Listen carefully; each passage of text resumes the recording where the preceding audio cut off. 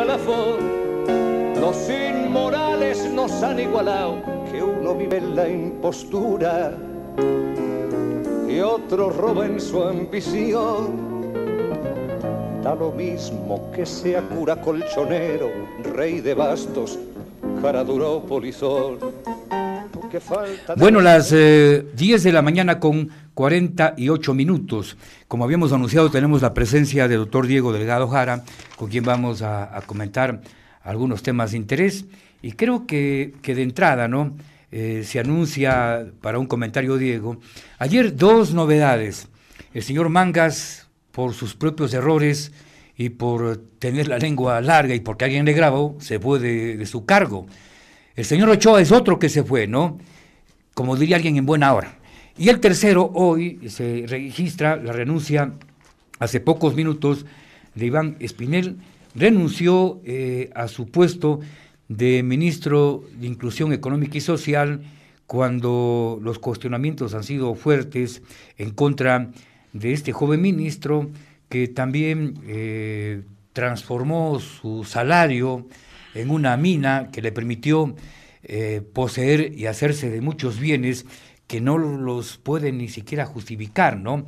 Sin embargo, Iván Espinel renunció al Ministerio de Inclusión Económica y Social, expresa su reconocimiento. Esto estaba ya por darse, ¿no?, en el transcurso, y la verdad es que se había demorado un poco respecto, pues, justamente a las denuncias que habían caído sobre él respecto, pues, a la obtención de muy buenos recursos económicos.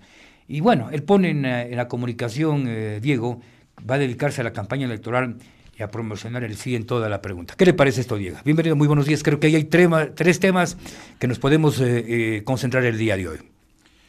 Bueno, primero agradecer la oportunidad de expresar algunos puntos de vista, algunas opiniones y saludar a quienes son parte de la emisora y además quienes escuchan esta radio.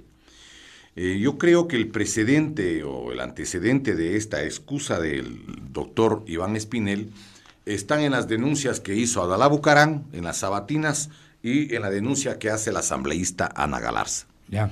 La señora asambleísta de la provincia del Tungurahua, Ana Galarza, en Diario Expreso de Guayaquil del lunes 20 de noviembre del 2017, este mismo año, estamos hablando hace 20 días aproximadamente, en la segunda página del Diario Expreso dio una entrevista. En aquella denuncia de que existen varios indicios de responsabilidad en mal manejo del dinero del IES, del Instituto Ecuatoriano de Seguridad Social. Tengo aquí la información y me voy a permitir leer para que los distinguidos radioyentes que a lo mejor no tuvieron oportunidad de enterarse, lo hagan. Dice la periodista Marieta Campaña Villasís, que es del equipo del Expreso de la ciudad de Quito, le pregunta: ¿hay perjuicio para el Estado? Refiriéndose a las denuncias en contra del señor ministro del MIES, Iván Espinel. Responde, entre comillas: hay indicios por lo menos de 393 millones de dólares. Dice, desde julio del 2012 a agosto del 2015, con 11 centros de servicios médicos. El modus operandi era el siguiente. Como él manejaba el IES en Guayas, donde el mayor número de afiliados del Ecuador, y el IES tenía convenios con clínicas privadas para el pago a estas clínicas, iban pacientes ficticios, 5 por ejemplo, en un día, ¿sí? Todos en terapia intensiva. La clínica facturaba al IES y después se comprobó que no hubo esas atenciones. Y por eso Contraloría le establece los indicios y glosas. Los 393 millones de dólares no son la cuenta total. Vuelve a preguntar a la periodista. El señor Espinel dijo que los casos habían sido archivados. Bueno, lo importante es que admite que existen los informes con indicios de responsabilidad penal. Un caso se archivó y 4 están pendientes y no hay celeridad en las investigaciones. ¿A dónde habría ido el dinero? Vuelve a preguntar la periodista Marieta Campaña Villasís. Responde: parte del patrimonio del señor Espinel y algunas cosas tiene en nombre de testaferros. Incluso se da un crédito del IES que no podía hacer y se compra una casa de $300,000 en San Borondón con el préstamo de $150,000 y pone la diferencia en efectivo. Él hace su movimiento con parte del dinero. Él colaboró con la campaña de Lenín Moreno y por eso recibe el Ministerio de Inclusión Económica. Este señor era el que se decía que había que cortarles las manos a los corruptos, y el señor Moreno, dice, hablaba de una cirugía mayor a la corrupción y lo pone de ministro.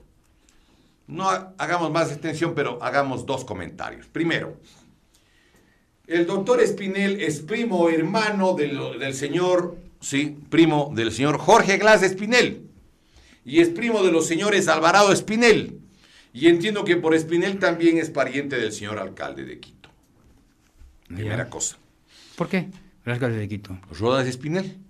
A Rodas es claro. Eres un ratito. Madre costeña, sí. Sí. Y padre Cañarejo. Manabí, sí. Claro. Yo solamente hago relación al parentesco y al hecho de que el único contrato de la Odebrecht que no investigan es el del Metro de Quito. Vamos por partes. A ver. Le daba un partido político al señor Espinel. ¿Cómo así legalizó pues un partido político este caballero? Si hay sectores que trabajaron por legalizar un partido, un movimiento. Demos el caso aquí mismo de Podemos, pero no les permitieron. Y no le permitieron bueno, a democracia así. Ya le conté por qué era. Sí, claro, claro, sabe, todo se conoce. Claro. Sí, señor. Pero yo le hago una reflexión. A lo extraño es cómo le dieron tan rápido, ¿no? No, y con qué firmas. Claro. Pero quiero recordarle otra cosa. El Consejo Nacional Electoral y el Registro Civil del Ecuador tiene desde el año 2010 las copias de todas las cédulas, de todas las firmas, de todas las huellas dactilares y de todos los documentos de todos los ecuatorianos desde cuando hay registro civil a inicios del año 1901-1902. Desde que creó Alfaro el registro civil, ¿sí? Desde allí, toda la documentación está digitalizada. Existen las copias de las firmas, las copias de las huellas dactilares de todos los ecuatorianos. Por eso es que, recuerde usted, en la campaña del año 2013, denunciaron de más de 10,000 casos de personas, algunas que habían nacido en 1843, una persona de la SUAY, el 9 de febrero de 1843. Es decir, había nacido antes que Eloy Alfaro tenga un año. Yeah. Y aparecía la firma en el padrón del año 2013. Lo denunció por Sociedad Patriótica Gilmar Gutiérrez. ¿Por qué? Porque la firma de ella debe haber estado hacia el año 1901, 1905, 1910 en el registro civil. Y como tiene las firmas de todos los ecuatorianos que desde el año 1901 vivían, entonces por eso es que pueden llenar con las firmas los padrones electorales que tienen, por ejemplo, 1.617.000 firmas. Bueno, ya de alguna manera se ha comentado sobre ese tema, sobre que muchos partidos fueron, en otras palabras, les facilitaron para que ingresen. Y uno de ellos que es acusado es justamente el movimiento de Iván Espinel. Yo le hago una pregunta, ¿de dónde sacaron 1 millón de firmas? Pues los de Alianza País. ¿De dónde sacaron 1.400.000 firmas de apoyo de las famosas... La PAME. Las PAME, claro, acuérdese, ¿de dónde sacaron? Si la gente les maltrataba en las veredas, decía, ¿qué les pasa? Pues, ¿qué piden ustedes? Y yo he escuchado, no es que a mí me han contado, espérese un ratito. Montaron un sistema de ficción, un sistema fraudulento, y el propio Correa ganó siempre con padrón electoral inflado. ¿Cómo es que cuando ganó en el año 2009, la primera vez, había el centro paralelo digamos, el centro clandestino que funcionaba con 221 computadoras, con 221 digitadores, justamente a nombre de la compañía Digital Team, en el local del supermercado Santa Isabel, al norte de Guayaquil, en La Garzota, en la avenida Agustín Freire Potes. Bueno, sí, pero ya hemos comentado eso. Sí, yo sé, sí. Pero le quiero decir que así ha ganado siempre. Bueno, porque, a ver, entonces allí lo que usted está manifestando... Empata con lo que dice Mangas. Con lo que dice Mangas. Vamos ahí. ¿Cómo es el asunto? Porque evidentemente el señor Mangas en su alocución, en este audio, justamente pues manifiesta con respecto a cómo se manejó este proceso, las características del mismo, y que ponen en evidencia, entre otras cosas, de lo que él está manifestando, que evidentemente pues el proceso no fue de lo más transparente, ¿no? Sí, eso lo dijo el Frente de Defensa Nacional. Claro, ¿no? Sí, hace tiempo se manifestó. Desde el mes de octubre, del 4 de octubre del año 2016, cuando sacaron que en el Ecuador hay 12.637.000 votantes, hubo el caso de arquitectos de aquí, de la ciudad de Cuenca, la arquitecta Mónica Pesance y el arquitecto Adrián Abril, que son, entiendo, planificadores, dijeron esto es imposible por una razón. Y dieron la explicación en el Frente de Defensa Nacional. Ahí está Pablo Gerves, ahí está el ingeniero Carlos Vélez. Sí, vinieron acá también. Bueno, yo le quiero recordar lo siguiente. ¿Por qué? Cuando se hace el censo del 28 del mes de noviembre del 2010, se establece que en el Ecuador el 65.58% son mayores de 16 años. Por lo tanto, ¿cómo es posible que en el Ecuador, de acuerdo al Instituto Nacional de Estadísticas y Censos, habían 11.118.000 ecuatorianos mayores de 16 años, porque la población del Ecuador era de 16.400.000 personas? ¿Sí? A ver, usted pone en duda porque ahora creo que están empadronados un poco más de 13 millones. Más de 13 millones, 26.000, o sea, que el Ecuador tiene 20 millones de habitantes. ¿Qué pasa? Va en proporción a... pero tienen que cubrir lo que hicieron en el mes de febrero. Y en a ver, pero ahora que estamos en esta revuelta, No, deje que explique clarito, que la gente no se quede con la duda. De acuerdo al INEC, Instituto Nacional de Estadísticas y Censos, ¿sí?, que también está fallando a propósito de muchas cosas. Empieza a fallar ahora. Pues. Antes, cuando era mecánico, era mucho más efectivo. No, antes no fallaba, hasta que le cambiaron la directiva, le cambiaron la dirección después de las denuncias del Frente de Defensa Nacional. Le dijeron a los señores del Consejo Nacional Electoral, demuestren que el Instituto Nacional de Estadísticas y Censos miente. Pues. ¿Por qué? Porque habían 11.118.000 votantes.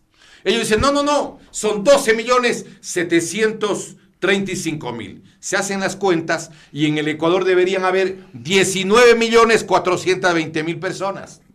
Inflaron, óigame, la población nacional en 3 millones de personas. Le den la copia del registro electoral. ¿Por qué? No quieren dar, pues. ¿Sabe por qué no quieren dar? Porque como está inflado el padrón, tienen que aparecer nombres de las personas que ya fallecieron. ¿Y en el registro civil?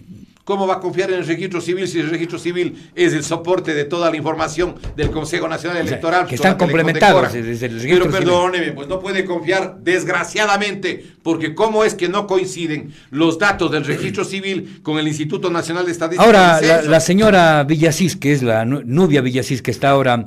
dijo algo, no sé si le escuchó el día de ayer en una entrevista en el canal Teleamazonas, ¿no?, que le preocupaba o dio a entender de que se manejó muy políticamente el Consejo Nacional. Y ella dice, nosotras las mujeres hemos vuelto... Pero no es porque son para mujeres. Para que sea hay una mujeres entidad. Que son de Alianza País, claro. O la señora Guiñaga no es una dama, no es la señora licenciada, doctora, maestra, magíster, PhD, Gabriela Rivadeneira, claro. También no es dama. Sí, pero... Bueno. Y otras personitas no pero, son damas. Pero dice la señora Villasís que ella está manejando el tema de una manera absolutamente técnica, ¿no? Así. Y dice que antes se manejaba políticamente. ¿Sí? ¿Por qué no pone los datos del INEC? Pero dime un ratito, un dato que es importante, porque la gente está oyendo y tiene que orientarse bien. A ver, ¿por qué es importante los datos del INEC? Por dos razones. Primero, el artículo 25 del Código de la Democracia dice que tiene que utilizarse los datos de las instituciones especializadas. La institución más especializada en estadísticas, en censos, es el INEC, pero al INEC no le hace caso el Consejo Nacional Electoral, primero. Segundo, toda la distribución de plata, de dinero en el Ecuador se hace en base a los datos del INEC. Por ejemplo, el reparto del dinero de los cantones, de los consejos provinciales, de todo lo que es la planificación del CEMPLADES, la Secretaría Nacional de Planificación, del Ministerio, por ejemplo, de Educación, del Ministerio de Salud, del Banco Central, cualquier proyección, y del IES, todo se hace con el INEC. ¿Por qué para elecciones no vale el INEC? Ajá, ahí viene el problema. Entonces, lo que dice el señor Mangas es lo siguiente. Dice, textualmente, perdimos la primera vuelta. Claro. Y perdimos la segunda vuelta también. Eso no fue ganado. Pregunta, señor Mangas. Entonces, ¿cuál es la tercera, cuarta o quinta vuelta que han ganado? Si no ganan la primera y no ganan la segunda, entonces ¿qué ganaron? Pues? Oye, ¿qué le hace pensar esto de Mangas, no? Porque yo creo que ya tiene suficiente experiencia en el tema de espionaje y todo eso que pasa, bueno, y que el hombre de pronto, ante, no sé, creo que han estado unas 30 personas aproximadamente, se manda los algo que le de condena. Alianza País Pero... y algunas autoridades de Alianza País en la distinguida ciudad de Cuenca, donde le graban. Y le pasan la grabación.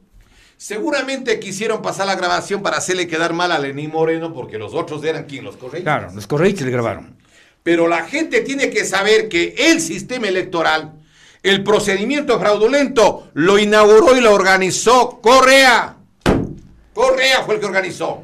Es más, por eso le condecoró o no al presidente del Consejo Nacional Electoral por los servicios prestados, pues. Perdóneme. Ahora, la situación de Juan Pablo Pozo, ¿cuál es? Ya no es miedo. Pero ya están pidiendo, en este caso, hasta propiciar hasta una demanda. Con nosotros lo que le hemos pedido muy respetuosamente, como corresponde, más aún si es paisano nuestro, es, distinguido caballero, tenga la gentileza de demostrar que los datos del INEC son falsos. Si usted no demuestra que los datos del INEC son falsos, distinguido caballero, el CNE está mintiendo al país porque está inflando en 3 millones de ecuatorianos el número total de ecuatorianos. A ver, ¿cómo es que el 1.617.000 pesaron o no si equivale al 14.55% del total del proceso electoral, pues, de la gente con capacidad de votar? Pues. Y además dice otra cosa, el señor Mangas. Dice, nos dijeron que íbamos ganando las elecciones con 15 puntos de diferencia. Eso nos aseguró el equipo político de Vinicio Alvarado, supongo, claro. Tanto así que hasta ahora él tiene mucha vergüenza conmigo porque repitieron hasta el último, son los métodos de Goebbels, hasta el último momento que nosotros ganábamos con 15 puntos de diferencia, tanto en la primera y en la segunda vuelta. Tuvimos que tomar decisiones políticas fuertes como formar equipos propios de análisis. Contratamos estudios y encuestas que nos decían que habíamos perdido las elecciones. Y no entendemos todavía la obsesión de decir que teníamos seguro el triunfo electoral. Para que peleen pensando que han ganado en serio, pues. No le metió un juicio una distinguida asambleísta al señor Polibio Córdoba diciendo que él ha mentido, cuando ahora se sabe que Polibio Córdoba dijo la verdad, porque no habían ganado la elección. El señor Polibio Córdoba debería adjuntar la grabación del señor Mangas de 37 minutos, la versión que está transcrita en Focus, y decirles a los señores magistrados, mire usted. Ahora me toca a mí. El señor secretario general de la Administración Pública, hombre de confianza del señor presidente, acaba de reconocer que yo no he mentido. Aquí está la prueba. Bueno, usted siempre mantuvo de que Lazo había ganado. Yo dije que era esto evidentemente muy turbio. Yo no voté por ningún candidato. Claro, pero usted veía como que Lazo... Era evidente, claro. Pues perdóneme. Porque bueno, y la gente no quería votar porque pensaba que el señor licenciado Lenín Moreno iba a encubrir. Todo iba a encubrir. Y acuérdese, al inicio de las votaciones ganaba Lazo, ¿no? En el proceso de conteo, ¿sí se acuerda? Claro, o sea, apagó como en Honduras y ¡tac! Se viró. Claro, y si acá yo me acuerdo, aquí ya incluso un par de... Pero sí me llama la atención una cosa del señor Lazo. Estaban muy emocionados aquí y llegaron. Pero espérese un ratito. Y después... ¿Cómo es que ellos, habiendo sido advertidos, conocían todo? Todo, absolutamente. Se dejan sorprender, dice. No, pues se dejan, entre comillas. Perdóneme. Discúlpeme. ¿Usted piensa que en la política, a ese nivel, se van a dejar meter un gol? Bueno, ya, la plata que tiene Lazo. Pero ya le pasó también, acuérdese, hace tiempos a Alvarito Noboa también le metieron un gol. No, por las galletas le eso mataron. Eso fue distinto, no señor. Pero igual fue un fraude. No señor, yo le voy a decir cómo es eso. Yo conozco esto bien. Yo tenía ahí también ganó Álvaro Noboa. Tengo un hijo que estudiaba en la Politécnica Nacional y los compañeros de él eran los digitadores en el Filambanco. Ojo. Porque allí era donde se hizo el conteo, ¿sí? El Exipol, cuando ganó Yamil Mahabadbit. Un día estaban estos muchachos pegándose uno que otro trago. Y me preguntaron, ellos dijeron, oiga, ¿sabe que nosotros éramos digitadores del proceso este? Estos muchachos, estoy hablándole de hace 15, 20 años ya. Y me dijeron, ¿sabe que nos hicieron poner los datos, óigame esto, de Álvaro Noboa a Yamil Mahabad y los de Yamil Mahahuad, Álvaro Noboa, en Guayas, Los Ríos y El Oro. Cambiaron la sí, votación. Señor. Ya. Cambiaron. Entonces daba la misma cantidad. Además, había un experto colombiano en encuestas de apellido Bernal que decía, no, ganó Álvaro. Y ganó Álvaro y ganó Álvaro. Álvaro financió hasta una huelga de hambre de una gente que, acuérdese usted, que exigía que se haga el recuento. ¿Quién era el presidente del Tribunal Supremo Electoral en esa época? Era el abogado de Yamil Mahahuad, pues. El abogado del municipio de Quito, el doctor Patricio Vivanco, pues. Acuérdese. Que no permitió que se abra una sola urna. Ya. Y además, como en el caso de Honduras, ya ganó. Pero, o como en México, ya ganó, no jodan, ya, él ganó. Entonces, todo el andamiaje funciona. Entonces, no es lo mismo lo que le hicieron a Álvaro Noboa, ya le cambiaron, que ya. en el año 98... Con otra tecnología, además. A ver, espera un ratito, le estoy contando además lo que me dijeron los digitadores. Claro. Los digitadores, no le estoy contando que esto yo leí en tal periódico, tal... No. En esa época yo estaba en Quito, pues, y entonces era obvio de que podía enterarme de estas cosas que de otra manera no hubiera conocido. Por lo tanto, cuando ganó Yamil Mahahuad en la alianza Democracia Popular, Partido Social Cristiano, ahí ganó Álvaro Noboa. Acuérdese que allí fue el ingeniero Febres Cordero al Hotel Presidente y lloró porque dijo que no podía ser candidato, ¿se acuerdan? Claro. Sí. Hicieron la alianza para ir a la asamblea del 98 y fue presidente de la asamblea el doctor Osvaldo Hurtado Larrea y vicepresidente fue ¿quién?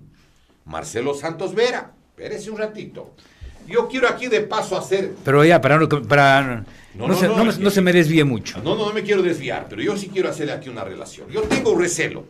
¿Ya? Y el recelo que yo tengo es que hay un complot de todos los partidos de la derecha del país para dejar con las leyes de Correa en contra del pueblo ecuatoriano. Por eso no quisieron asamblea.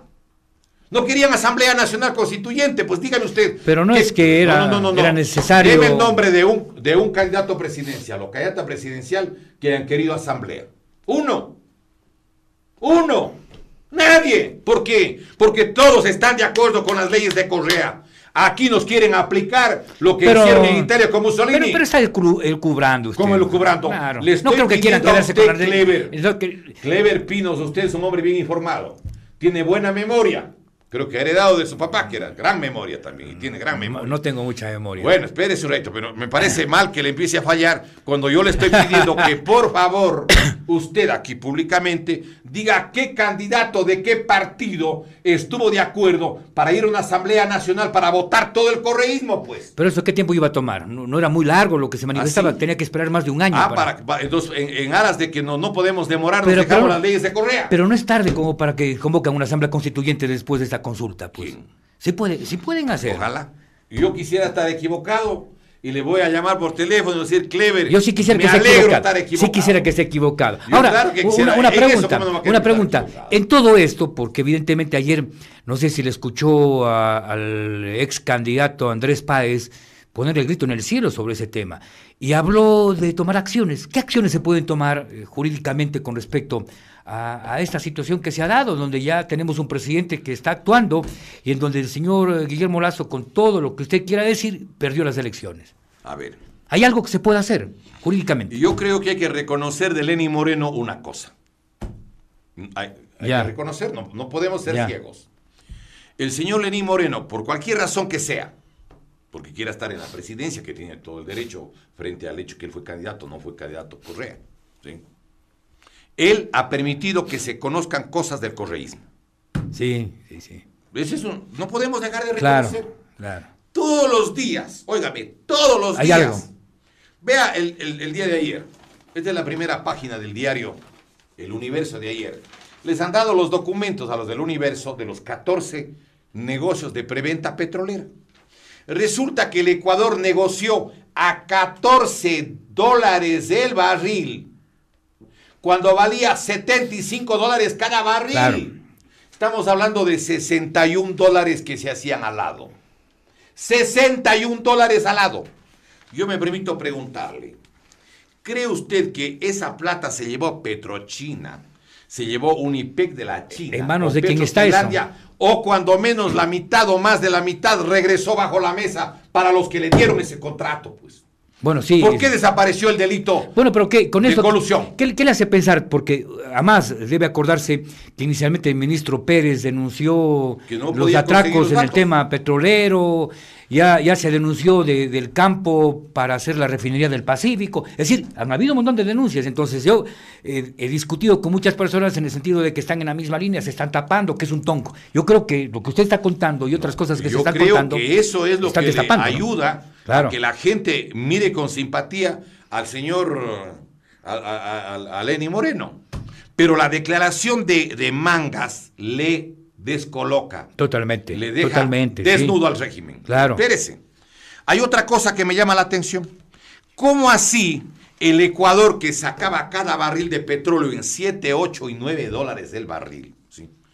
¿Cómo así pues empieza a pagar, óigame, 58 dólares por barril? ¿Pero con qué empresa, qué contrato? Aquí Porque está. son variados esos, variables. Espérese un ratito, le voy a mostrar, aquí tengo 3 fuentes para esto. Una es una investigación que hizo la Universidad Tecnológica Equinoccial, que a pesar de ser universidad privada, investigó. El mérito es del economista José Salgado de Franca, que tengo el gusto de conocerle además, un hombre serio.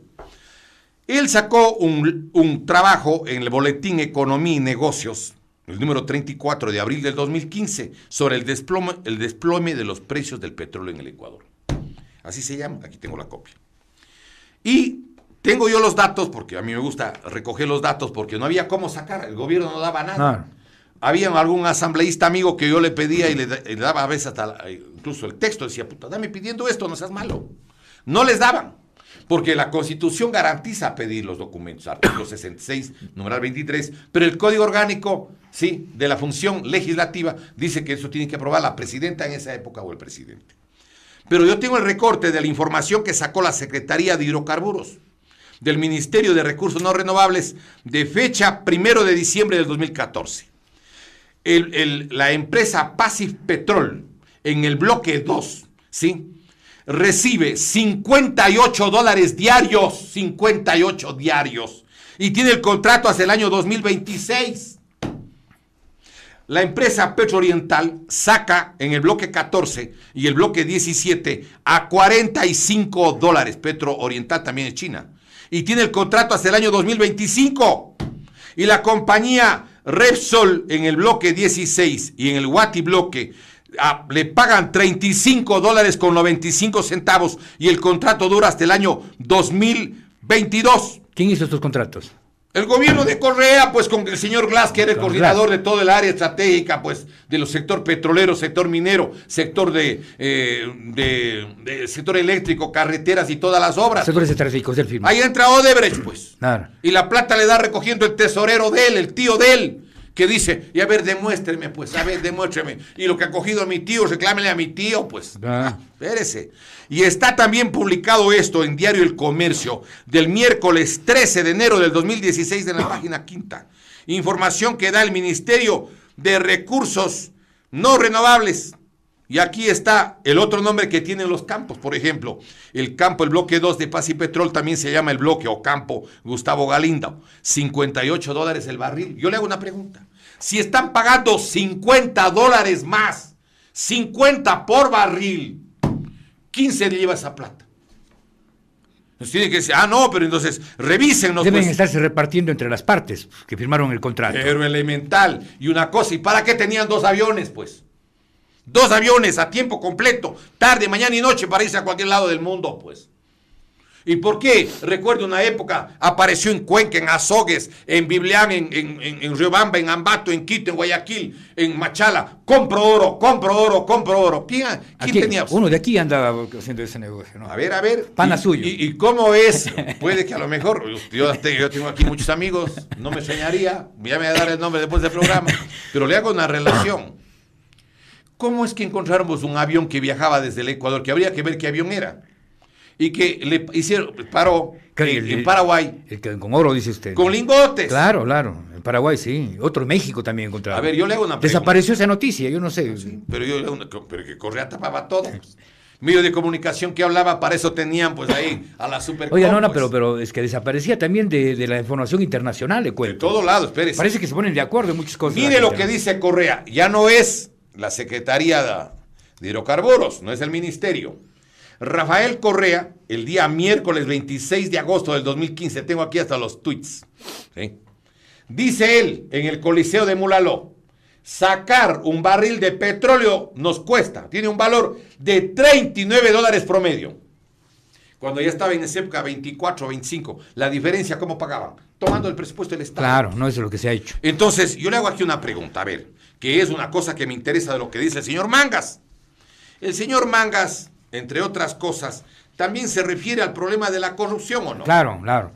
¿Qué es lo que dice ahí este caballerito? A ver. No, pues él reconoce a la Comisión Anticorrupción y a Fernando Villavicencio, está reconociendo, en otras palabras, en el audio, ¿no? Que decían la verdad. Verá Claro. lo que dice. Bueno, vamos a tocar también asunto Correa de paso. Oye, antes el petróleo, antes que pasemos de eso, me parece interesante. Este rato, veía un dato, no sé si vi en el Universo o en el Comercio, el día de ayer, que Ecuador tenía comprometido casi ya vendido el 97% del petróleo, ¿cierto eso? Está en el diario El Universo del día Sí, sábado sí. y del día domingo. Que está comprometido, ¿cierto Dice, eso? ¿No? Exactamente, la información dice lo siguiente, sí.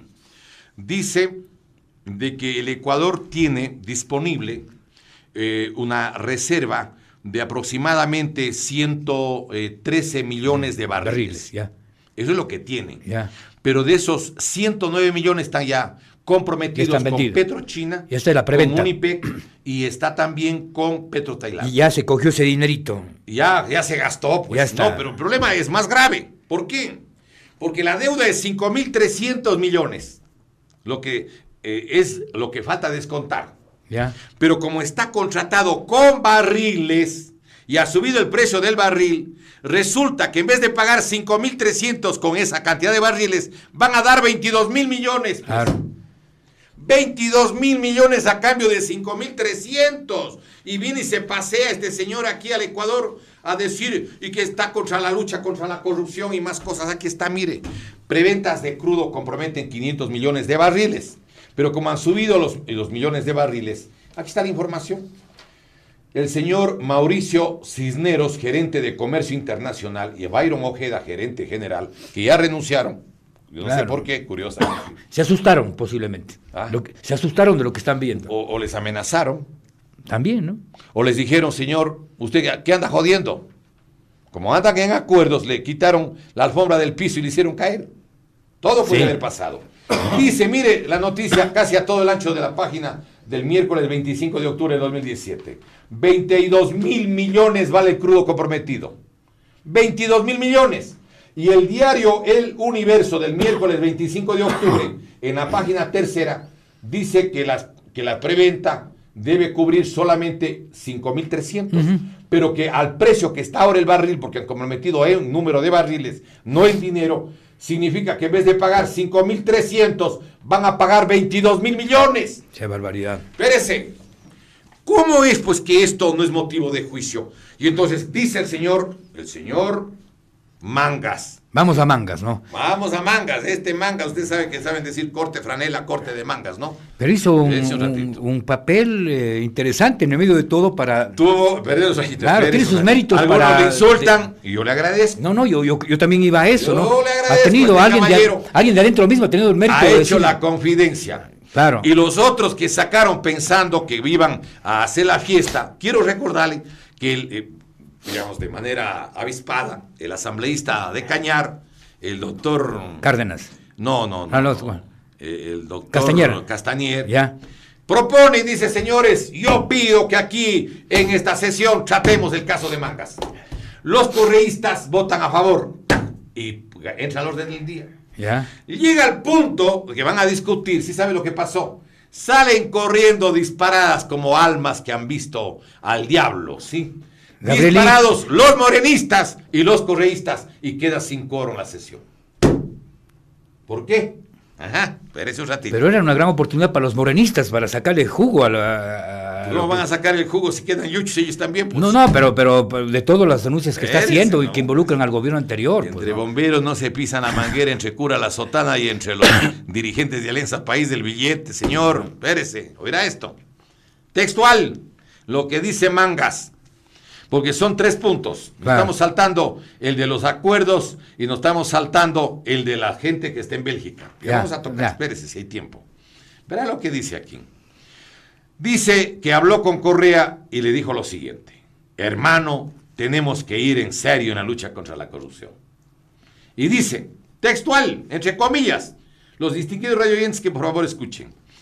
Eso significa simplemente abstenernos, no actuar.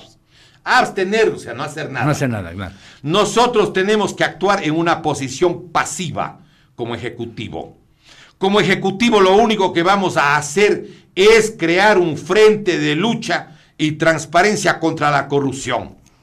Para hacerle contrapeso en esta etapa de transición política a la Comisión Anticorrupción, porque había que frenarla, porque había ganado mucha legitimidad. ¿Cómo ganó la legitimidad? Porque como no funcionaba la Contraloría, no funcionaba la Asamblea Nacional, no había Comisión de Fiscalización y Control Político, no había nada, este grupo de viejos, porque son viejos, viejitos, o de juventud acumulada, como usted quiera, ¿sí? Tiene 88 años otro paisano, el Simón Espinosa. Claro, 88. la señora... Tiene 100 años que ya cumplió justamente... Jorge Rodríguez también tiene su... Está enfermo. Ya debe estar como con 70 y pico. Es decir, es gente que tiene sus horas de vuelo todo. Claro, ya tiene... Julio César Trujillo ya tiene, como saben decir, el tren de aterrizaje... Sacado. Ya están viendo dónde aterrizan. Claro, claro. A pesar de eso, estos viejos, dando ejemplo, pelean mejor que jóvenes. Pero se han fortalecido con lo que dijo Mangas, totalmente. Y claro, por supuesto, pero no solo él, pues sino dice lo siguiente, óigame esto, verá. Además sabíamos que todas las denuncias que hizo la Comisión Anticorrupción y personajes tenebrosos, dice él tenebrosos, ¿no? No es tenebroso, tenebroso para ellos, pero para nosotros no es tenebroso, pues es un compañero de lucha. Fernando Villavicencio, eran verdad. Claro. Estando en la transición comenzamos a recibir información y nuestros compañeros, habla de Rafael que es compañero de él, y otros siempre supieron que todo lo que denunciaba la Comisión Anticorrupción y Villavicencio era verdad. Las denuncias eran ciertas.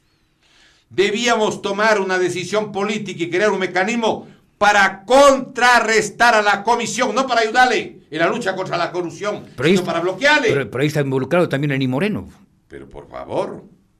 Y dice, por eso... Porque él pudo haberle posesionado si quería fortalecer esa comisión anticorrupción. Eso, que no quieren, pues. Y puso esa comisión que no pasó nada, ¿no? Permítame demostrarle que ahí Mangas tiene la razón. ¿Por qué? De que no es como dice, ya después para arreglar dice, me han sacado de contexto. ¿Qué he sacado de contexto? No. Son 37 minutos ante los gobernadores de todo el Ecuador, pues. Sino que claro, ahí quería equilibrarse y decirles a los correístas, verán que no le estamos jodiendo, verán que somos ñaños, todo eso, es clarísimo. Ahora, verán, ¿qué es lo que no cumple habiendo ofrecido el señor presidente posesionado? ¿Sí? Vemos así las cosas con precisión. ¿Sí? ¿Ofreció o no el señor licenciado Lenín Moreno que iba a pedir la colaboración de las Naciones Unidas para hacer un convenio similar al que tiene las Naciones Unidas con Guatemala? Y dijo que iba a hacer para combatir la corrupción. Cirugía mayor contra la corrupción. Sí. Y el día 24 de mayo, el día que da el discurso de posesión, ¿sí? Él dice eso. Y ese momento que él dice que va a haber la Comisión de las Naciones Unidas, se le afloja los esfínteres al presidente Correa y sale disparado al hospital pidiendo, por favor, ayuda, auxilio. Un sitio para sentarse porque se le aflojó la barriga. Si estaba hasta minutos antes hecho el que baila, hecho el que mejor que la Matajari moviéndose ahí con el pañuelito. Bailando con Malumba. Ahí estaba, pero carambas, como el rey del mambo. Y en menos de 5 minutos el rey del mambo se va a sentar allá donde la señora Loza, por favor, ay. En su herencia. Dice que va a ser la comisión con las Naciones Unidas. Porque ahí hay un problema, pues. ¿Cómo la Comisión de las Naciones Unidas le puede meter el brazo? Como han hecho con la Administración de Justicia, como han hecho con la Contraloría. ¿Y cómo es? Aquí hay que preguntarle al señor Lenín Moreno. Señor presidente, ¿Cómo así pues le permite que siga todavía con el grillete electrónico el señor Fernando Villavicencio? ¿Cómo es posible que esté con el grillete el señor Clever Jiménez? ¿Cómo es posible que esté preso, infamemente preso, el señor Galo Lara? Yo tengo los documentos sobre Galo Lara. Estoy yendo a hacer un artículo exigiendo la libertad de él. ¿Por qué razón? Al señor Lara le meten preso por una razón. ¿Sí sabe usted cuál es? Que le ha dado plata a la señora Carolina Llanos. Sí, ya hemos Usted sabe eso, ¿no? Sí, claro. Pero usted sabe que Carolina Llanos tiene 2 hijos. Tiene 2 hijos, claro. O sea, si no le daba la plata, le meten preso. Pues. Por su inmenso amor, tiene que pagar. Bueno, él ha sido un hombre generoso, no andaba mezquinándose y entonces tiene 2 guaguas ahí. Claro, ya. Pero hay una cosa. La primera persona que denunció, si sabe usted, contra la Odebrecht, ¿sí sabe quién fue? Galo Lara. Claro, sí. Yo tengo los documentos. Claro, y hace varios años atrás. Mire, el día lunes 16 de agosto del 2010, en la página 4, Diario Expreso, publica la denuncia de Galo Lara. Dice, firmaron el contrato por 182 millones. Pero ya está costando 418 millones. Él denuncia. Galo Lara. Y aquí está, mire lo que dice el presidente Correa. En la revista Vistazo 1151 del 6 de agosto del 2015, página 40. El proyecto, dice, original era de 285 millones de dólares. No, señor, era 182. Está inflando ahí 103 millones. Está dando una yapa que no es cierta. Pero dice, en la parte relevante, ha costado cerca de 550 millones de dólares. El que denunció esto se llama Galo Lara. ¿Por qué está preso Galo Lara? ¿Cuáles fueron los testigos contra Galo Lara? Un señor que le conocen en la provincia de Los Ríos como sicario. Le soltaron para que vaya a hablar contra Galo Lara. Y yo tengo aquí otras 2 declaraciones contra Galo Lara, que son hechas por 2 personas que se negaron a recibir $20,000. Por una razón. Ellos dicen, vea señor, yo no puedo condenarle al señor Galo Lara, porque el señor Galo Lara no es cierto que yo sepa que él estuvo involucrado. Somos cristianos, ha sido evangélicos los 2. El uno se llama de apellido Eli Sánchez y el otro es Martínez Franco. Dice que estuvieron encapuchados y les torturaron y que les ponían la punta de un yagatán, de un arma blanca, y le exigían que ellos firmen contra Galo Lara. Está la denuncia publicada en Diario El Universo el sábado 22 de diciembre del 2012 en la página 4. Y le quiero contar 2 cosas adicionales. Una, resulta que hay un juicio en Panamá que le siguió el señor Guillermo Cochés. Y el único periódico que publicó en el Ecuador esto fue Diario El Mercurio, en la edición del viernes 12 de septiembre del 2014, página 3. El señor, el abogado, es abogado y era delegado ante la OEA de Panamá, Guillermo Cochés, le pide que venga a declarar el expresidente de Panamá, Ricardo Martinelli, y otros funcionarios de su administración, a que expliquen cómo es que les dieron $6 millones, un país sudamericano, para anular el asilo de Galo Lara. $6 millones. Pero eso no es todo. Denuncia el canciller de Panamá el martes 17 de diciembre del 2012. Se llama el canciller de Panamá, tengo aquí el nombre, Fernando Núñez, y la vicecanciller Mayra Arosemena, que el Ecuador, el gobierno del Ecuador, el gobierno de Correa, exige que para devolverles un barco panameño, ¿sí?, le entreguen a Galo Lara. O sea, era 2 cosas. A ver, pero y actualmente, ¿cuál es? A ver, se supone que con muchas cosas o muchos cambios que de pronto se están dando, ¿cuál es la situación de Galo Lara? Está preso, pues. Pero tiene opción de que se revea. Sale 1 hora por semana al sol. 1 hora. El señor Galo Lara, ¿sí?, le pidió al obispo Traves, porque él es católico, que por favor le ayude. Meses. Y yo le voy a contar quién le ayudó. Monseñor Luis Gerardo Cabrera. Que era de aquí de Cuenca. Ya. Sí, señor. Aproveché el hecho que le conocía, ¿sí? Hablé con organismos de derechos humanos de la provincia del Guayas y hablamos con Monseñor. Y Monseñor Luis Gerardo Cabrera, él mandó médicos que son sacerdotes a que le vayan a ver a Galo Lara.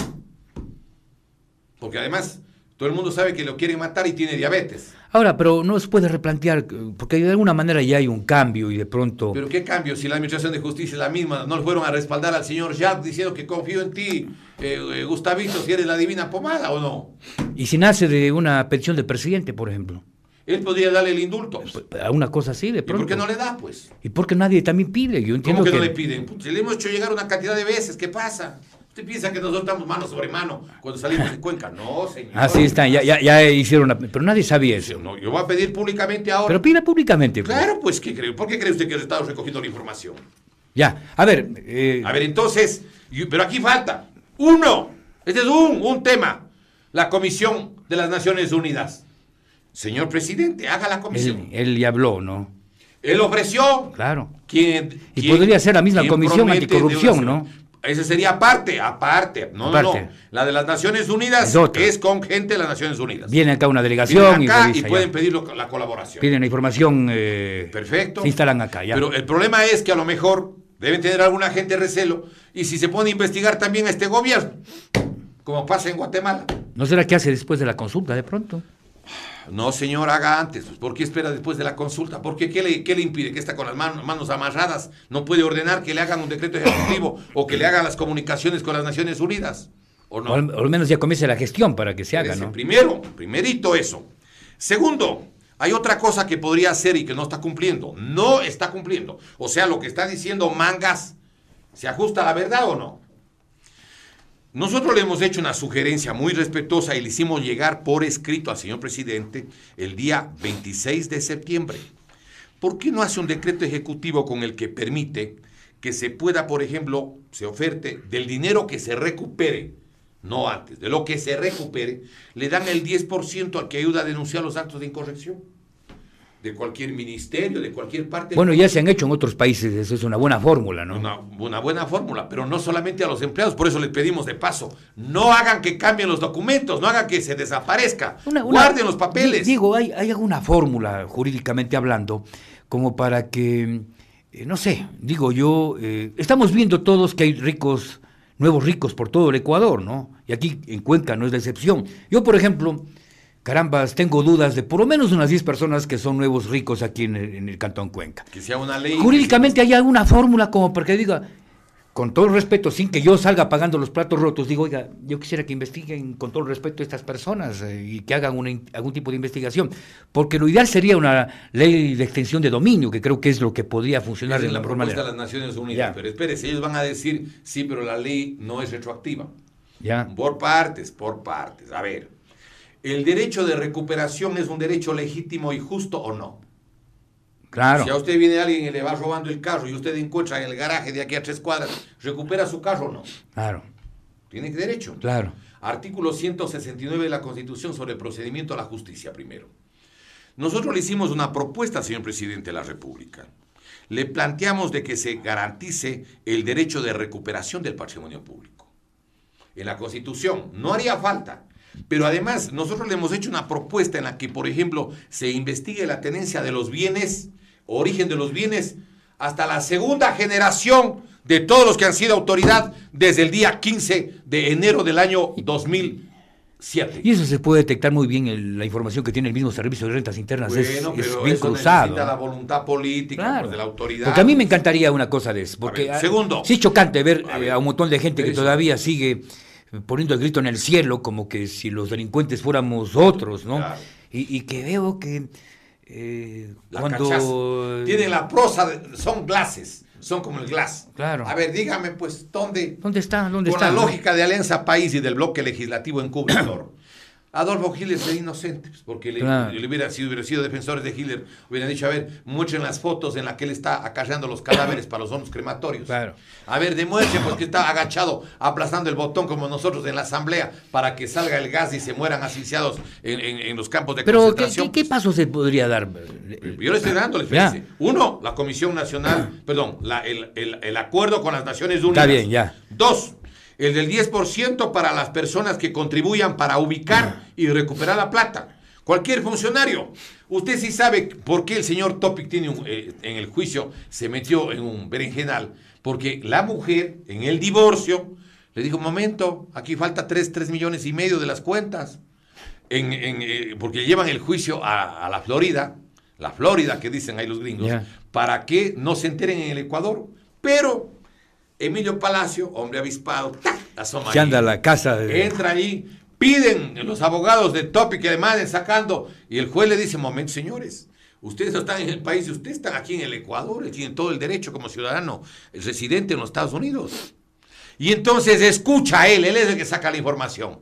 La señora Tamar Verduga le dice, y los 3 millones y medio que falta aquí. Y el marido, a Topic, le dice, momento, eso tú sabes perfectamente que no es mío. Eso es de autoridades del Ecuador. Y es del señor Ramiro, tengo que darle a Ricardo Rivera. ¿Sí? Y entonces aparece que los 3 millones y medio, y aparece que el señor Rivera recibía plata de él. Y aquí viene la segunda. Es lo que dice el que le ha dado por su buena gestión. No, esa es aparte. 5 millones de otra. 5.700.000 dólares. Otra. Por su eficiencia. No, señor. ¿Sabe cuál es mi suposición? Sí. Mi pensamiento en voz alta. Yo creo que el cable submarino no es dueño Topic. Dueños son los que dirigen el Ecuador, no ahora. Pero ya estuvieron involucrados hace tiempo mismo allí. Usted dice el vicepresidente. Espérese un ratito. Lo de los inversionistas chinos es cuento. Esa es una cobertura fantasma. Por eso le dan los 5.700.000 al tesorero, pues. El tesorero le dicen, a ver, coge 5.700.000. ¿Pero por qué? Porque era parte de las ganancias de la inversión, pues. Y entonces, porque si es que, dice él, que los chinos no se asomaron, no se portaron serios. ¿Y es por qué le dio la plata? Pues. ¿Y por qué le dio la plata, señor, los 5.700.000? Deberían averiguar quién es el verdadero dueño del cable submarino. El señor Topic, ¿de dónde va a sacar, pues, el dinero para poner desde Guayaquil, desde el Ecuador hasta Miami? Claro, es un costo altísimo ese. A ver, pero ¿quiénes sí pueden tener? Los que han hecho los otros negocios, que son panas de él. Pero eso se puede averiguar. ¿Cómo? Pues el fiscal tiene que averiguar. Porque también, bonito el cuento, es de unos chinos que han invertido, no es así. No es así, señor, pero eso es lo que quieren hacer creer. Claro. Y todos los periódicos dicen lo mismo, y nadie dice, no, pero ¿por qué? Sí, pero qué chinos y que vengan y que muestran la cara, pues, ¿no? No, señor.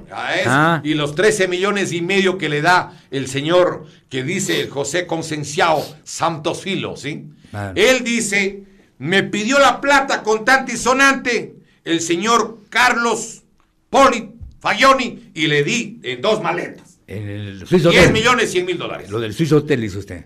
Claro, el del Odebrecht, de Brasil. Claro. Y dice, y al vicepresidente del Ecuador le pregunta a Globo. Él pidió que le dé al señor Ricardo Rivera, y a él le di. Que le dé teniendo, ya. No, que le dé teniendo, que le dé guardando, porque es el tesorero, pues. Claro. Entonces, y el otro dice, pruebas. A ver, ¿dónde están las pruebas? Con el otro abogado, claro. Que era el abogado de los violadores de los niños. ¿Sí sabe usted eso, no? No sabía. Claro, pues hay una denuncia del abogado Juan Granja. Hay un violador, ¿sí? Que además le contagia SIDA a un niño, ¿sí? El abogado de él era el mismo abogado del vicepresidente actual. Pues, el actual abogado. Claro. Franco. Dice. Sí, señor. Lo denuncia con santo y seña, todo. Y se fue al programa del Abdalá Bucarán y ahí compareció el doctor Granja. Y él denuncia todo lo que le estoy contando. Es un resumen, pero espérese. Sigamos. ¿Por qué no le pueden dar un 10% a cualquier universidad pública o privada? A cualquier ciudadano que quiera que cualquier ciudadano. ¿Claro? ¿Y por qué no autorizan que las universidades hagan departamentos anticorrupción? Pues, ¿qué problema? Hay abogados, hay economistas, hay ingenieros, hay técnicos en electrónica. Pero como está la universidad, sí se prestará para eso. ¿La universidad? Como está la universidad, usted dice que porque están agachados. Están agachados, a mí también me da sospecha. Bueno, denles la posibilidad, cuando menos ya, teóricamente creen la posibilidad. Aunque no se bauticen, digan que tienen a alguien que bautiza. Ya. Sí. Ya. Otro, los estudios jurídicos. Para poner la plata, hay determinadas metodologías para asegurarse, para garantizarse la clave, etcétera, etcétera, de lo que he leído. No estará guardado ese dinero en la China. Claro, pero le podemos decir a la China lo siguiente. Primero, los que comercializaban con el Ecuador están presos, ¿sí sabe, no? Sí. El señor Xiong Wang está con pena de muerte en la China. Seguramente le deben decirle. Allá es la pena de muerte para los... Sí, señor, pero le pueden decir, a ver, te vamos a conmutar, pero devuélvenos la plata a nosotros. Claro. Ajá. Espérese un ratito. Los que negociaban, los que tenían negocio, inversiones, petróleo, todo con la China, están con pena de muerte. El uno y el otro está preso. Ya. ¿Sí? La próxima vez le puedo traer hasta las fotos, porque ya me conseguí las fotos. Ellos esposados y todo, ¿sí? A ver. El Ecuador le puede decir a la China lo siguiente. Vea, señor, nosotros no le vamos a pagar si usted, o a los chinos, ¿sí? No nos dan toda la información y nos devuelven la plata de los ecuatorianos que han dejado dinero a partir del año 2007 o 2009. ¿Por qué? Casi todos los créditos de la China han servido para negociados. Permítame que le dé un ejemplo. Por ejemplo, entre otros, existe o no crédito chino en la traída del gas acá, crédito chino para una cantidad de obras. Sí, la sí, Coca-Cola, sí. Casi toda la mayoría. Chino, sí. A ver, cuando construyen el edificio que se llama la plataforma financiera, resulta que cuando firman el contrato, ¿cuánto valía? 79 millones. Con crédito chino, con compañía china. Y resulta que cuando inaugura, en mayo este último, hacia el 15 de mayo, Correa, dice que ha costado 225 millones, con crédito chino. Existe, y yo quiero recordarle esto, lo que se llama los créditos ilegítimos. Otros llaman no solamente crédito ilegítimo, sino tiene un nombre que se llama la deuda odiosa. Y yo pienso que este es un típico caso de deuda odiosa, porque se requiere para que la deuda odiosa exista 3 elementos. El 1, que el pueblo no haya sabido y no haya autorizado el crédito. Entonces, ¿puede eso aplicarse en el caso del Ecuador? Sí. ¿Por qué? Porque el artículo 137 del Código Orgánico de Planificación y Finanzas Públicas, publicado el 22 de octubre del año 2010, establece que las gestiones de deuda son secretas. Ahí está la prueba de que el pueblo no sabía. 1. 2. Que el uso de ese dinero no favoreció al pueblo. ¿Cómo puede favorecer determinado tipo de créditos que sirvieron para negociados? Y tercero, el tercer elemento es ¿cuál? Que el que presta la plata sabía a quién presta, en qué condiciones prestaba y por qué lo hacía. Él sabía. ¿Podríamos ir a un tribunal internacional o no? Claro. Pero además yo le quiero demostrar que todos los créditos con la China son inconstitucionales. ¿Por qué? Porque el artículo 422 de la Constitución, eso no sé si se le fue al señor Correa o al brazo derecho de Febres Cordero, el señor Alexis Mera. Artículo 422 de la Constitución dice, y los distinguidos radio oyentes que nos estén oyendo, por favor, tomen la Constitución, artículo 422. Verá lo que dice, para que vean que no estamos mintiendo. La aplicación de los... A ver, no se podrá celebrar tratados o instrumentos internacionales en los que el Estado ecuatoriano ceda jurisdicción, soberanía a instancias de arbitraje internacional en controversias contractuales o de índole comercial entre el Estado y personas naturales o jurídicas extranjeras. No puede el Ecuador, de acuerdo a la Constitución. Para hacer los negocios con la China, ¿sí sabe lo que hicieron? Metieron un artículo en el propio Código Orgánico de Planificación y Finanzas Públicas, junto a esa norma que dice que autoriza cobrar tasas a los organismos seccionales. Eso está publicado el 22 del mes de octubre del año 2010. Es el artículo de las disposiciones finales. Aquí está, disposiciones generales. Dice, quinta, verá, la Constitución dice que no puede ceder, pero vea lo que hizo poner Correa y el señor Alexis Mera y los agachados de Alianza País. Previa autorización por el Procurador General del Estado, podrá aceptarse otra jurisdicción, o sea, otros jueces y otra legislación, ¿sí?, para la solución de divergencias o controversias relativas a convenios celebrados por el Estado ecuatoriano y las entidades y organismos del sector público con gobiernos, entidades públicas o privadas extranjeras. Aquí está.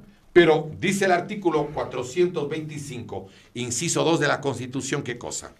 Que en caso de conflicto entre normas de distinta jerarquía, se aplicará la norma jerárquica superior. Por lo tanto, la Constitución prima y no está ley.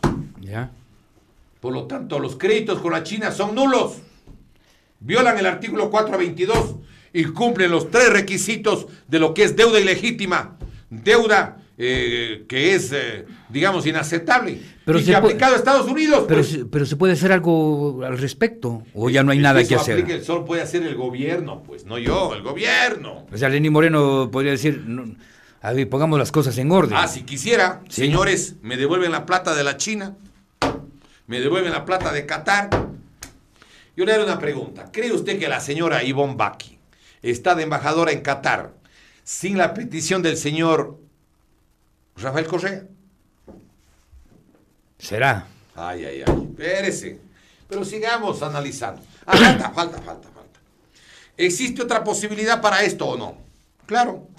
¿Por qué no le ponen entonces a los estudios jurídicos? A ver, un estudio jurídico de los Estados Unidos, de Holanda, de Bélgica, de Suiza, si ayudó a poner 2.000 o 3.000 o 4.000 millones en Qatar, o en Bielorrusia, o en Irán, o en la China, o en Hong Kong, o en cualquier parte, y le dicen que le van a dar el 10%, y ayudó a poner 4.000 millones, ¿le interesará tener 400 millones o no? Claro. ¿Qué quiere usted? ¿Perder el dedo o perder el brazo? ¿Perder el brazo o perder el cuerpo entero? ¿Sí? Pero le puede además dar el 10% a quién? Alguien que no sea ecuatoriano, alguien que no sea de un estudio jurídico, alguien que no sea de una universidad. ¿A quién? A cualquier funcionario de cualquier entidad del mundo que, por ejemplo, pueda ayudar a ubicar dinero de ciudadanos ecuatorianos. Un empleado, un ministro, quien quiera, de Qatar, de Bielorrusia, de Rusia, de Irán, de la China, de Singapur, de Tailandia, ¿le puede interesar o no? ¿Cómo nos va a interesar llevarse el 10%? Y a nosotros nos interesa no recuperar el 90%. Del lobo el pelo y del ahogado el sombrero. Claro. Aquí no es solamente un pelo, aquí es... Pero eso ya necesita tener una decisión firme. Política, así, pues, claro, la voluntad. Protección al país. Espérese un ratito, y hay otra posibilidad. ¿Y por qué no hacemos, digo, estoy equivocado en eso? Porque el señor presidente, él, señor presidente, sí, si no tuviera estos compromisos que dice Mangas, ¿sí? Porque lo que Mangas dice es bien grave. Él dice, significa que simplemente nos vamos a abstenernos. Nosotros tenemos que actuar en una posición pasiva como ejecutivo. No van a hacer nada. Quieren taparle a la Comisión Nacional Anticorrupción y le dejan que siga con el grillete el Fernando Villavicencio. ¿Qué pasa? Pero verá. Pero yo creo que van a comenzar a ver, aspiro que comiencen a ver. Verá, si esta denuncia oyera el presidente Lenín Moreno, esto que estamos conversando aquí, a lo mejor dijera, no, pues, esta gente está... ¿Y por qué no le pide una cita? Sé que es muy abierto el hombre y que le converse lo que está conversando acá. Pero Fernando Villavicencio me habló con él o no. Sí, pero no sé en qué quedaría. ¿Y por qué sigue con el grillete? Pues? No tiene que haber un proceso de pronto. Yo entiendo que cualquier rato ya le liberan a Fernando Villavicencio. Después de este escándalo tienen que soltarle, pues señor. Claro. ¿Qué pasa? Pero verá, existe en África varias experiencias. En el año 2005 había un dictador allí, así un Correa de allá, se llamaba Sani Abacha. ¿Sí? Sani Abacha, le detectaron 1.000 millones guardados en Suiza y otras partes. Hay otros casos que ya han probado en Malasia y en Ucrania. Y el gobierno de los Estados Unidos, en el gobierno creo que del señor Obama, por ahí, no este Satanás que anda ahora, ¿sí? Él creó una entidad que se llama Kleptocracy Asset Recovery Initiative, cuyo objetivo es recuperar dinero robado de los países. Pero claro, hay que preguntar, ¿esto harán en los Estados Unidos? Si la mayoría coge la plata y lleva a la Florida. Porque si meten $500,000 en la Florida, les dan residencia. Claro. Entonces, si todos los corruptos de América Latina huyen a Miami, el rato que a uno de ellos le echan guante, todos los demás, ¿qué dicen? ¿Nos jodimos, saquemos la plata o no? Claro. Entonces tiene también sus limitaciones. Claro. Entonces, pero yo le hago aquí 5 recomendaciones. Una, el acuerdo con las Naciones Unidas. 2, el 10% para personas. 3, el 10% para universidades. 4, el 10% para los estudios jurídicos. 5, el 10% para cualquier funcionario de cualquier entidad. ¿Y eso cómo tendría que entrar? ¿Como una ley? ¿Cómo? ¿O un decreto? Un decreto ejecutivo. Listo. Sí, señor. Mire, con decreto ejecutivo, el Kuczynski hizo 8 cosas. Entre otras, estableció lo siguiente. No puede ser parte de la administración pública del Perú quien esté involucrado en estos hechos. Mientras no se aclare su situación, no están como funcionarios. Si salen responsables, no pueden volver de por vida a ser funcionarios. Tiene una razón. Alguien dirá, pero quitando el derecho al trabajo. No. El pueblo peruano tiene derecho también a proteger su plata. 2. En todo contrato en el Perú, por decreto ejecutivo de Kuczynski, tiene que haber una cláusula que se llama cláusula anticorrupción. Por lo tanto, yo me imagino, yo deduzco, que, por ejemplo, se hace un contrato. Vamos a construir un tranvía, o vamos a construir un metro, o vamos a construir, o vamos a comprar troles. Si se descubriera que ha habido un procedimiento irregular, doloso para la concesión, para reajustes de precios, o para informes de carácter fiscalizador, etcétera, etcétera, ¿sí? Si se descubriera, se dará por concluido este contrato y el monto total de los valores serán recabados a la compañía o a la contraparte que tuvo actos de corrupción. ¿Qué hizo el gobierno del Ecuador, del presidente Correa, con el Código Orgánico Integral Penal? Antes del Código Penal común, ordinario, el que había antes, el que funcionó hasta el 10 de agosto del 2014, decía cuando había cohecho, tenía que pagar el funcionario que recibió el cohecho el doble de lo que recibió. Claro. Entonces, si recibió el 18 millones o 19 millones el tío Ricardito, tiene que dar 38. Que es poco. Y en sanción de tiempo en la cárcel. También ha cambiado. No, porque ahí hay un acomodo medio raro. Hay un acomodo, aquí está, pues el claro, sí. El otro día explicó, el otro día sobre asociación ilícita, ¿no? Ya, pero espérese un ratito, sí. Verá lo que va a pasar ahí. Entonces, ¿podría o no el Estado ecuatoriano garantizarse muchos contratos? ¿Sí sabe usted cuál es el monto de lo que obtuvo la Odebrecht con reajustes luego de regresar? 533 millones. ¿Por qué el procurador no cae en cuenta esa plata? Claro. ¿Por qué no hace? Primero, ¿por qué no se fue a una sola audiencia? Yo le hago una pregunta. Para regresar a Odebrecht, como dice el doctor Alexis Mera, brazo derecho de Febres Cordero y brazo derecho de Correa, porque eran los mismos, pues acuérdese lo que decía la doctora Cintia Viteri. Señor economista Correa, ¿por qué usted tanto jode a los socialcristianos si usted era también socialcristiano y usted fue funcionario del 84 al 87 del Partido Socialcristiano? ¿O no? Claro. Acuérdese, ¿verdad? Pero ahí hay una cosa que vale la pena pues señalar, ¿sí? ¿Cómo es posible, sí, que no exista la voluntad política para esto, si esto no se demora una tarde? Nosotros le hemos hecho llegar al señor presidente por escrito, mire, aquí está con el matasellos, hay incluso una carta del señor Mangas que agradece. A Mangas le agradece. Al movimiento Ecuador Libre y Eterno, señor, no a mí, al movimiento, vea, aquí está con el matasellos de la presidencia de la República, aquí está. Es decir, no es que el señor presidente no conoce. Supongo, teóricamente. Por lo menos le han contado. Le deben haberle contado, de hecho, deben haber venido estos tipos de por acá, y dicen que hagas esto, que recuperes la plata. Es decir, y no se resentirá. Pero mándele ahora, pues, de nuevo. Ya se fue Mangas, digo, y ahora le mando de nuevo. Le voy a poner otra vez, pues, ¿qué problema? Yo no tengo problema. Oiga, si bueno, se nos acaba el tiempo. Tal vez. Lo de Glass, no eres. Ya. Primero, el fiscal. A ver, el regreso de la Odebrecht. Para que regrese la Odebrecht, dice Alexis Mera, el que pidió que le voten fue Glass. El que le pidió que le traigan, Glass. ¿Para qué? Yo les puedo hacer volver, ¿no? ¿Cuánto hay? Pues puede ser también una pregunta. 1, 2. ¿Tenía o no que dar un informe el procurador? ¿Tenía que dar informe o no el contralor?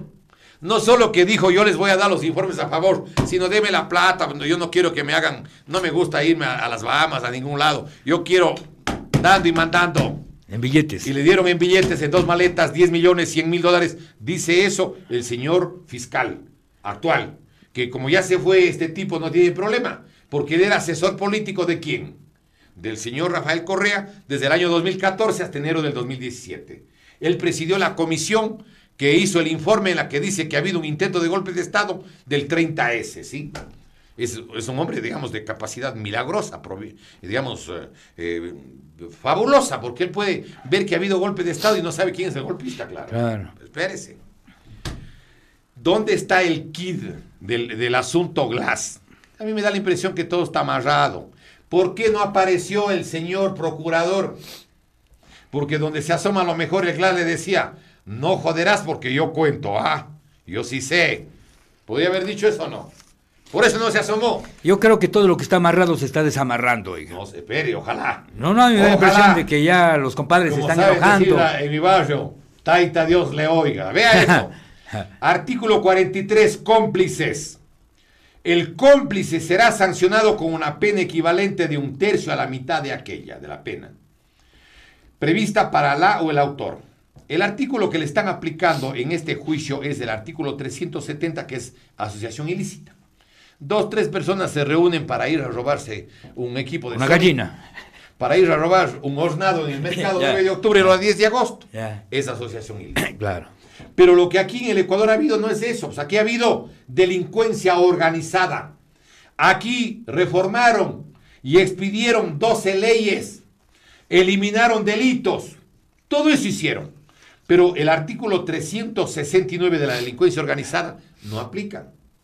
No ha habido aquí peculado, aquí no ha habido cohecho, aquí no ha habido nada, pues. No ve que no ven nada. Pero como el señor Glass no es actor, sino él es cómplice, él es facilitador, dice en la Providencia, aplicando el artículo 43, no puede ir la pena más allá del 1/3 a la mitad. El tope de la pena es 5 años. Hace 5 años, ya el fiscal pidió 6 años de ya prisión. pidió 6 años por determinadas características. Pero yo entiendo que se le viene otro tipo de denuncias de cohecho y todo eso, ¿no? ¿Usted cree que se van a hacer los de la vista gorda? Señor, perdóneme, el que sabía todo en el Ecuador, el que tenía todas las leyes hechas para él solito, él nombra, bueno, la Constitución permite artículo 147 a todos los ministros, pero con la famosa Ley Orgánica de Empresas Públicas, ¿quién es el que nombra a todos los miembros de todos los directorios de todas las empresas públicas del Ecuador? Rafael Correa. Claro. ¿Quién le nombra a Glass? Rafael Correa. Cuando Correa le enjuicia a Emilio Palacio, pide que le pague el Universo 80 millones porque es...